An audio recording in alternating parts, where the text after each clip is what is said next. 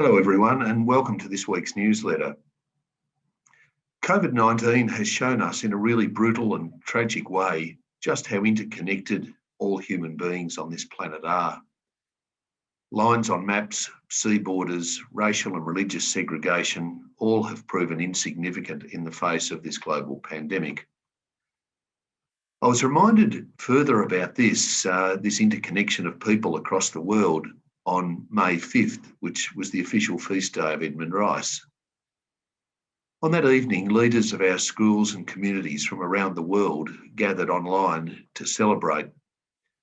It was a gathering coordinated by Australia, led by people in Ireland, and it involved leaders from Africa, India, North America, South America, and New Zealand. And it really just reminded me of that level of connection that we have across the planet. It was an opportunity for us to hear about what was happening in some of the places that have been ravaged by COVID and pledge our prayerful support to them, particularly in India and South America.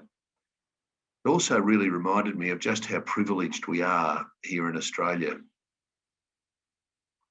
We remain close to COVID-free, but I guess it's important that we don't become complacent. And I'll just take this opportunity to remind anyone who's had a COVID test that they should remain home and isolate. At this stage, our advice is that others in the household are free to go about their normal lives, and that includes sending boys to school. I'm delighted to report that our official celebration of Edmund Rice Day was a great success. We had an engaging and meaningful liturgy. There was really strong participation in activities, and we raised almost $40,000 to assist communities in need across the world. We sent our first donation just last week of $4,000 to St Joseph's Kenseca, and that money will provide funds to keep the school operating for term 2 this year.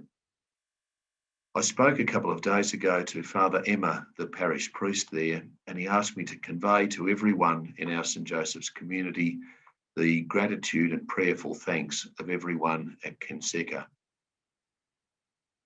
Year 12 is a really demanding year for students, and I'm pleased to note that our Year 12 boys are working really well together with their teachers.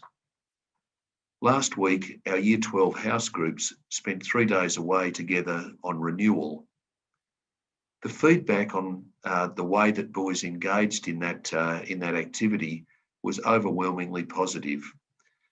They were positive around the reflection, prayer, and interaction that was part of it.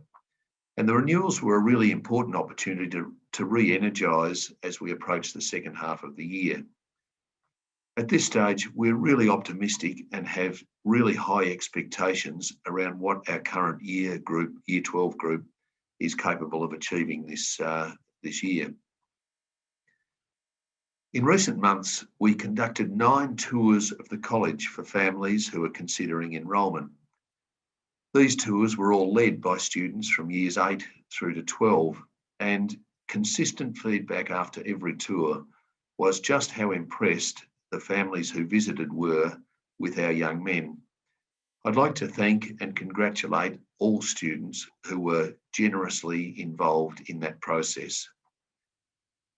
In no small part as a result of their work, demand for Year 7 places at the college in 2022 has been strong, and we look forward to formally enrolling those applicants in coming weeks.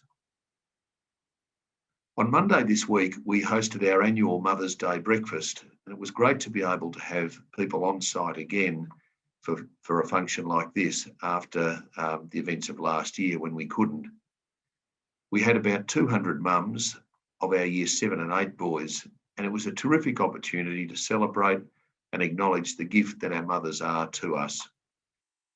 Dozens of staff were on deck from 6 a.m. Monday morning preparing breakfast, and it was really a great affirmation and show of the strength of the St Joseph's community. And finally, I'm pleased to confirm that the next 2 building projects for the college, that is the infill of the lower floor of the Peter Chanel Centre and the construction of a pavilion on Carey Oval, are almost ready to commence.